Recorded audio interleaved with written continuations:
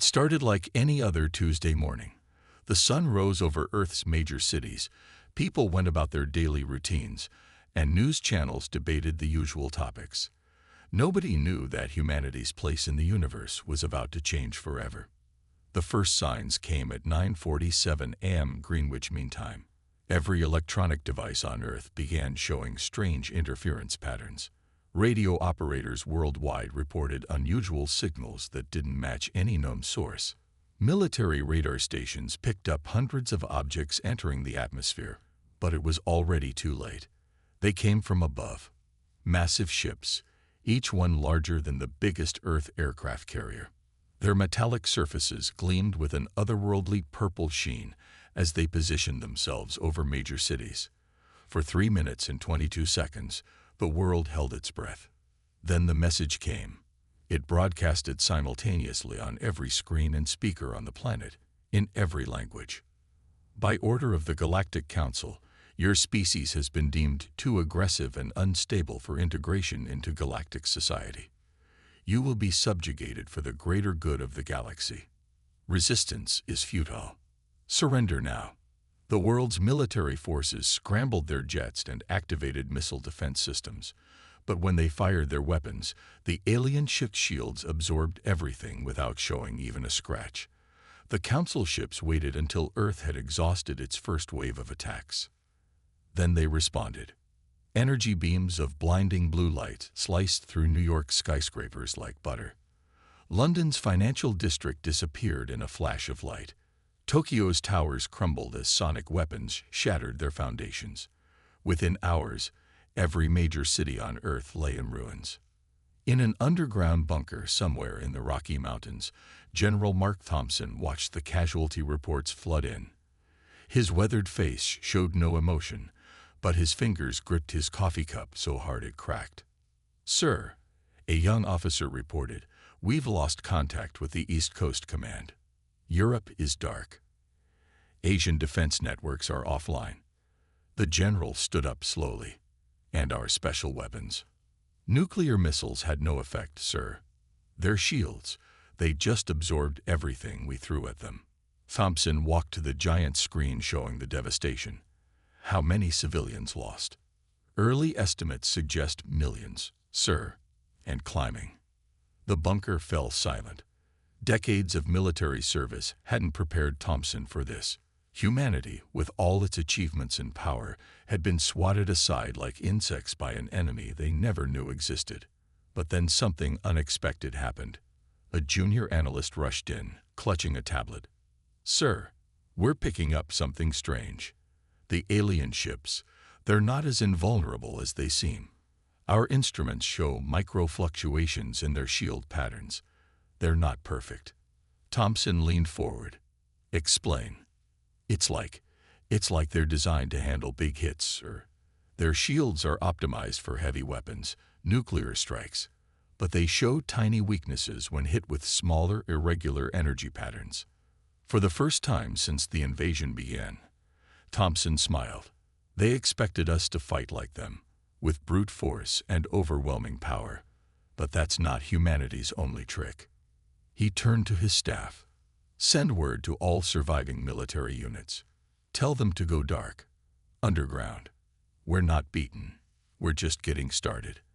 And get me our best scientists. If these aliens think humanity will roll over and die, they're about to learn a harsh lesson." As orders went out across the hidden channels Earth's military had prepared for doomsday scenarios, Thompson looked at the burning world on his screens. The aliens thought they were dealing with simple barbarians. They thought their advanced technology made them invincible. They were wrong. Humanity had faced extinction-level threats before. From ice ages to plagues, from world wars to natural disasters. Each time, humans had survived not through superior strength, but through intelligence, adaptability, and an absolute refusal to give up. Now, as the alien ships hung in Earth's skies like purple wounds in the atmosphere, humanity prepared for its greatest test.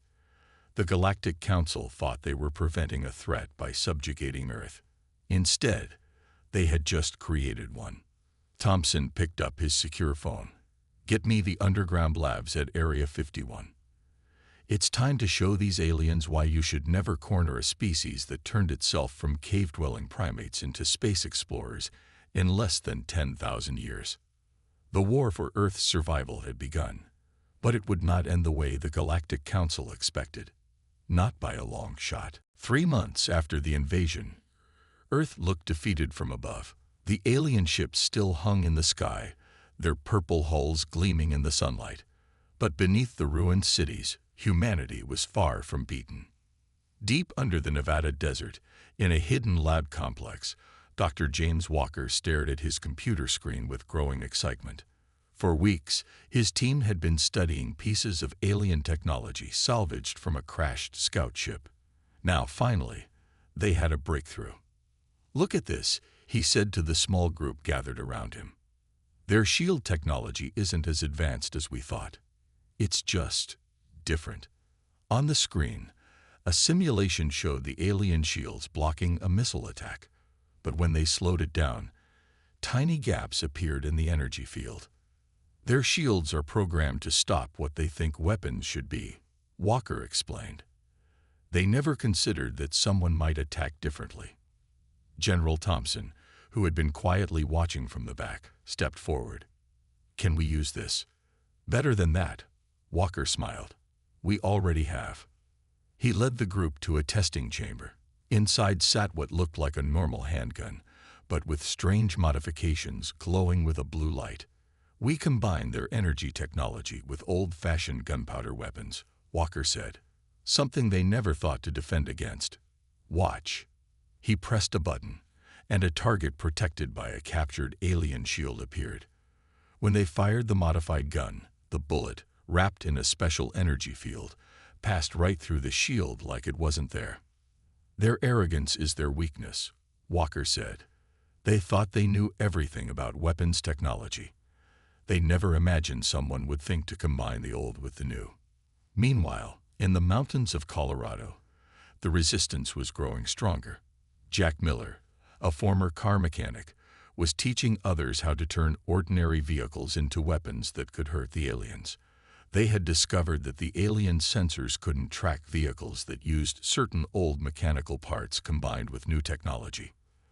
"They rely too much on computers," Miller explained to his students. "Sometimes the best solution is the simplest one." The resistance had another advantage. The aliens couldn't understand human communication methods. They monitored all digital signals, but humans had gone back to basics. Hand signals, drum beats, and old radio frequencies that the aliens thought were too primitive to matter. One evening, as resistance leaders gathered in an underground bunker, they received exciting news. A team led by Lisa Brown, an ex-police officer, had managed to capture an alien scout ship intact. "You won't believe what we found," Brown reported via secure line. "Their entire command system is based on strict rules. They can't handle unexpected situations. Their computers literally freeze up when something doesn't follow their programmed patterns." This discovery led to a bold plan. If humans could understand how the aliens thought, they could use that knowledge against them. The resistance spent weeks studying the captured ship. They learned that the Galactic Council species had evolved in ways that made them extremely organized but inflexible. They couldn't understand why humans would choose to fight in chaos rather than follow proper military formation. "Their weakness is their need for everything to make sense," Brown explained during a strategy meeting. "When we do something unexpected, they have to stop and analyze it. That's when we can hit them hardest." By the end of the 3rd month, the resistance had spread worldwide. Underground factories began producing the new hybrid weapons. Training camps taught people how to fight in ways the aliens couldn't predict. Small victories started adding up. An alien patrol would disappear in the Australian outback. A supply ship would mysteriously explode over the Amazon. Council commanders couldn't understand why their superior technology wasn't bringing the quick victory they expected. The turning point came when they captured their first alien prisoner. The creature was shocked to discover that humans were immune to their species' natural psychic abilities, abilities they had used to control other races. Your minds, the aliens said in disbelief. They're too different, too chaotic. We can't control you like the others. General Thompson smiled at this news. Tell your council, he said to the prisoner, that their biggest mistake wasn't attacking Earth. It was assuming we would fight the way they wanted us to. The real war was about to begin. And this time, humanity had the advantage of surprise. 6 months into the invasion, the Galactic Council was facing a problem they had never encountered before. Their reports made no sense. Their losses were mounting, but they couldn't understand how. In their command ship above what used to be Paris, High Commander Rex felt something he hadn't experienced in his 300 years of service. Fear. Explain this to me again, he demanded, looking at the holographic display showing another destroyed patrol ship. How did primitive humans do this? His science officer shifted uncomfortably. Sir, they aren't following any known combat patterns. They're mixing technologies in ways that shouldn't work. It defies all military logic. Meanwhile, deep beneath the ruins of London, the human resistance was making another breakthrough. Professor Amy White, an expert in human behavior, had been studying the alien prisoners' mental patterns. It's fascinating, she told the gathered resistance leaders. Their entire society is built on absolute order. Everything must follow specific rules and patterns. Their minds can't handle random changes or creative thinking. She pointed to a brain scan comparing human and alien thought patterns. Look at this. When we have a problem, our brains light up with dozens of possible solutions. Their brains only look for the one correct answer from their training. This discovery changed everything. The resistance began using this knowledge to their advantage. They started fighting in ways that made no tactical sense to the aliens. They would attack with advanced weapons one day, then switch to simple traps the next. One successful mission showed just how effective this could be. Near the ruins of Sydney, a small resistance team led by Tom Baker put their new understanding to the test. They approached an alien patrol using old farm tractors modified with salvaged alien technology. The alien sensors, programmed to detect either primitive vehicles or advanced ships, couldn't process the combination. By the time the aliens realized what was happening, the humans had already destroyed half their patrol.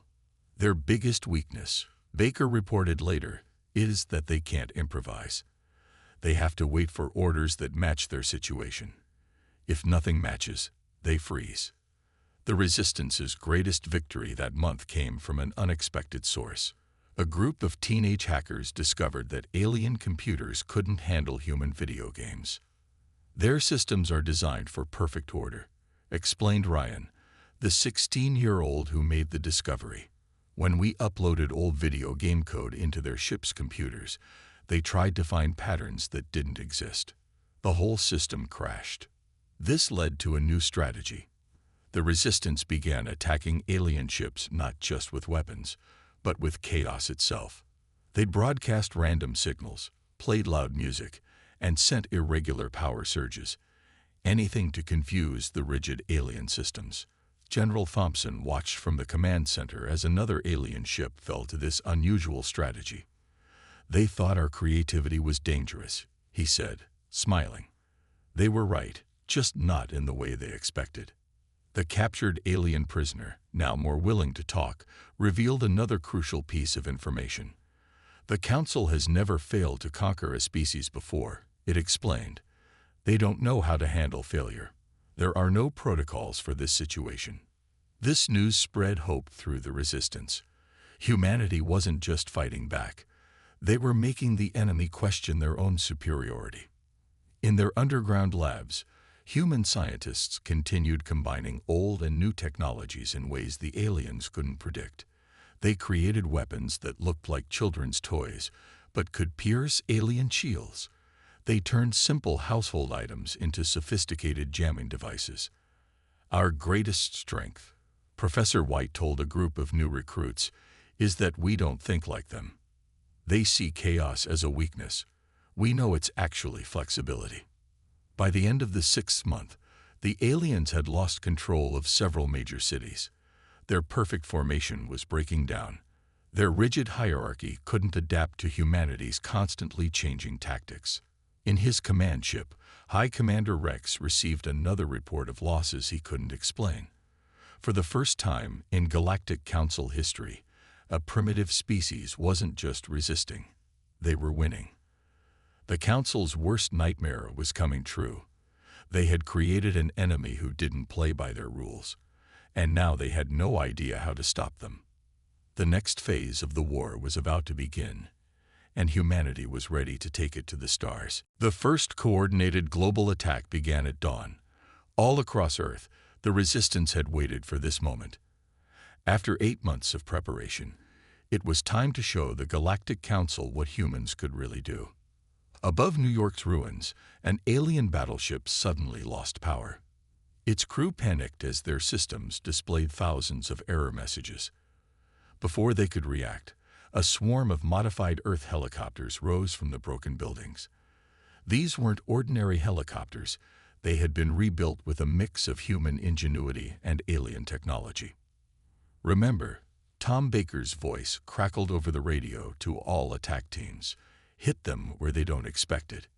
Use the patterns we practiced." The helicopters moved in ways that made no sense to alien tactical computers.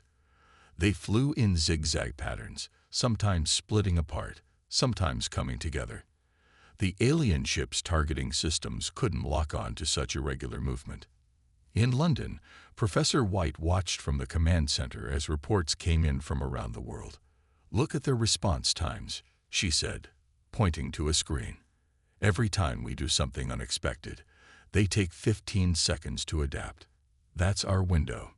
The Resistance used these 15-second gaps perfectly. When alien ships prepared for a ground attack, they struck from the air. When the aliens expected an air attack, humans came from underground. It was organized chaos, and it was working. In orbit, things were even more interesting. The Resistance had secretly modified thousands of old satellites with new weapons. Now, on command, they all activated at once. The alien fleet found itself surrounded by what they had thought was just space junk. High Commander Rex watched in horror as his mighty fleet fell into confusion. "Impossible," he shouted as another battleship reported critical systems failure. "They're just humans. How are they doing this?" The answer came from an unexpected place. A young Resistance fighter named Mike, who used to repair cars, had figured out that alien ships couldn't handle multiple types of attacks at once. Their shields could stop energy weapons or physical objects, but not both at the same time. "It's like trying to pat your head and rub your stomach," Mike had explained to the generals. "Their systems can't multitask like ours can." The Resistance used this weakness perfectly. They fired regular bullets wrapped in energy fields, threw electromagnetic pulses mixed with physical debris, and launched missiles that split into thousands of tiny, irregular pieces. The alien shields didn't know what to block first, and failed completely. By noon, humans had retaken control of the skies above 3 continents. The alien ships were retreating to higher orbits, trying desperately to understand what was happening. General Thompson stood in the underground command center, watching the biggest victory in human history unfold. "Send in the space teams," he ordered. "It's time for Phase 2. This was the moment they had prepared for. Over the past months, the Resistance had secretly modified several captured alien scout ships. Now these ships, piloted by Earth's best pilots, rose from hidden bases around the world. The alien fleet didn't know what to do. Their sensors showed friendly ships approaching, but these ships moved in impossible ways and didn't respond to commands correctly. "Sir," an alien officer reported to Rex, "we're detecting Council ships attacking our fleet, but they can't be Council ships because they're not following any known flight patterns." Rex realized too late what was happening. "All ships, retreat to defensive positions," he ordered, but the confusion had already spread through his fleet. Some ships turned to fight the modified scout ships, others tried to maintain formation, and some simply froze, waiting for clearer orders. That's when the humans launched their masterstroke. From the ocean depths, Enormous electromagnetic pulses burst upward. From the ground, thousands of new hybrid weapons opened fire. From orbit, the modified satellites closed in. The alien fleet, caught between multiple threats it couldn't understand, began to break apart. Ships crashed into each other trying to avoid attacks from all directions. Communication systems overloaded with contradictory orders. As the sun set over Earth that day, humanity had achieved what the Galactic Council had thought impossible. Over half of Earth's atmosphere was clear of alien ships. The Resistance had proven that creativity and adaptability could beat even the most advanced technology. But this was just the beginning. As captured alien ships landed in human bases around the world, General Thompson made a new announcement. Today we freed Earth's skies. Tomorrow, we take the fight to their home. The war was entering a new phase, and the Galactic Council was about to learn an even harder lesson about underestimating humanity. 1 month after Earth's liberation, humanity was ready for its boldest move yet. Using captured alien ships and their own modified vessels, the Resistance prepared to strike at the heart of the Galactic Council's territory. Deep inside Houston's rebuilt Space Center, Captain Robert Gray stood before his crew of 30 humans. Their ship, a captured Council battlecruiser they had named Freedom, waited above. Remember, Gray told his people, we're not just fighting for Earth anymore. Our scouts have found something the Council kept hidden from everyone. Other enslaved species who want to break free. The intelligence came from their deep space probes, launched secretly during the Earth battles. These probes had discovered dozens of worlds where other alien races lived under strict Council control. In orbit, Dr. Walker was putting final touches on their new weapon systems.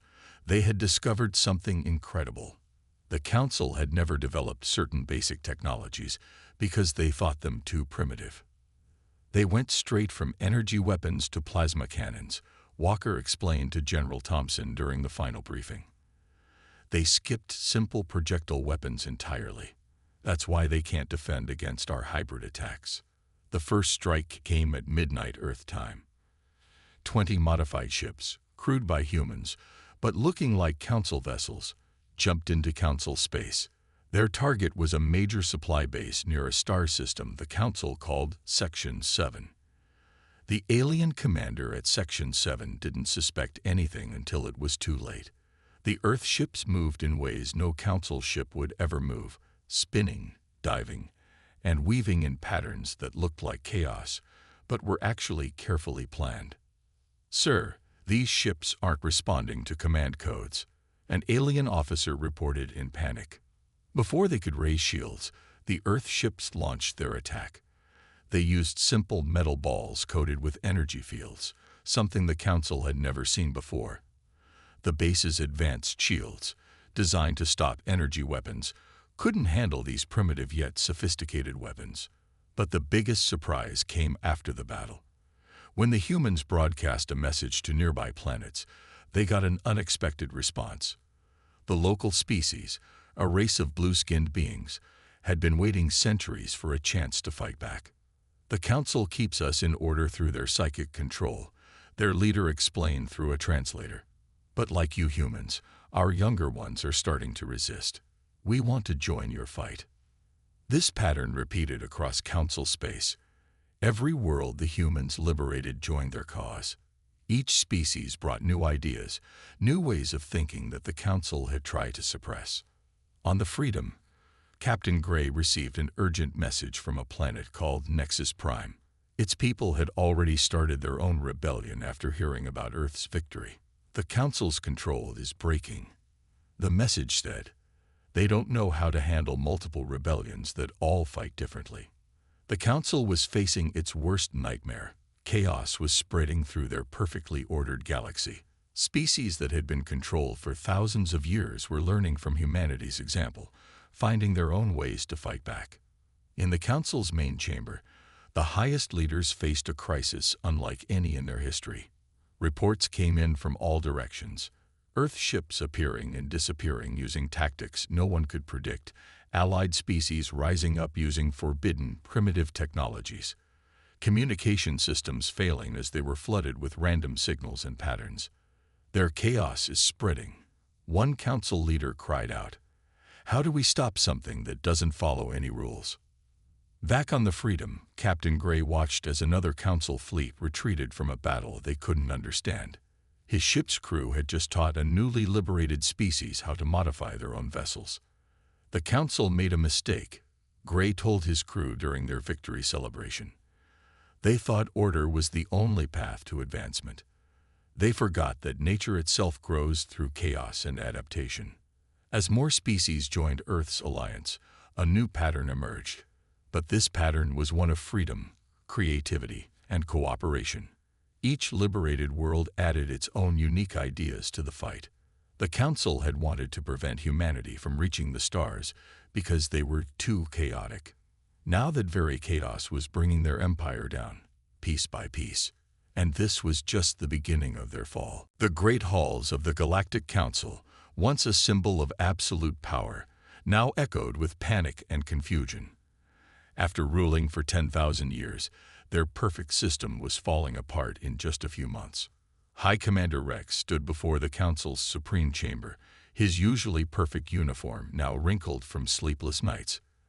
"We have lost contact with 37 more systems," he reported, his voice shaking. "The human infection of chaos spreads faster than we can contain it." On the massive screens behind him, red lights showed hundreds of worlds where rebellions had broken out. The council members watched in horror as another cluster of systems went dark.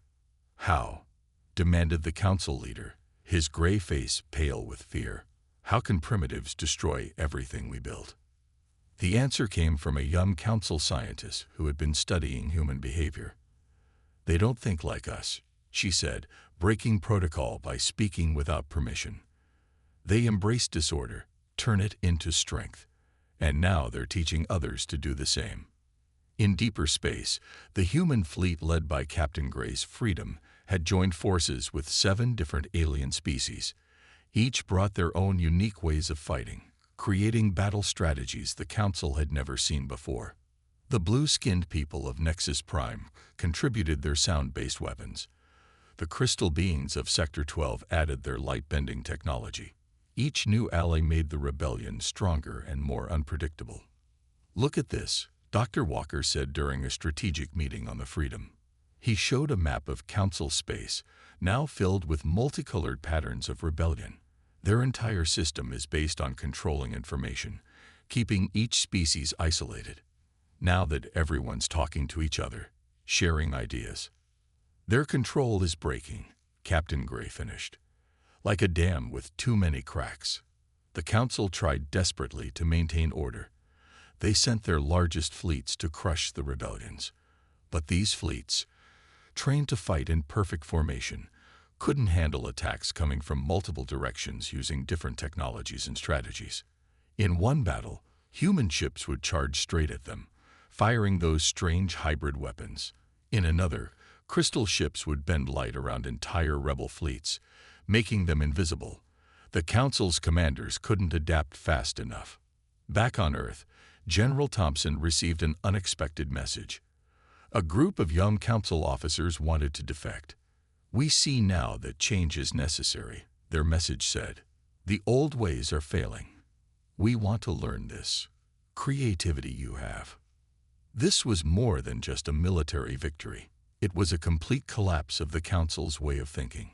Young Council members began questioning everything they had been taught. Some even started experimenting with primitive technologies, combining them with advanced systems in ways their elders had forbidden.